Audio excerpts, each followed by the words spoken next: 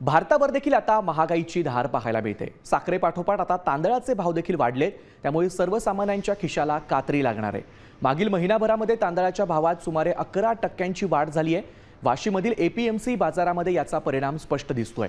वाढती मागणी, प्रमुख राज्यांमधून घटलेली आवक आणि निर्यातीचा परिणाम यामुळे भाव वधारलेत।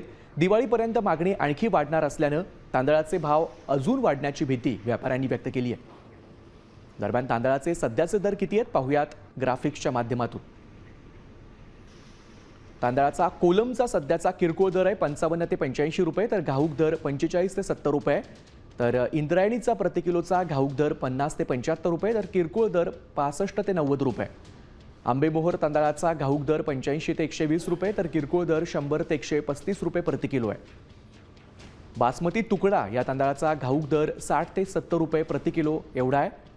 मोगराचा घाऊक दर 60 ते 70 रुपये प्रति किलो एवढा आहे।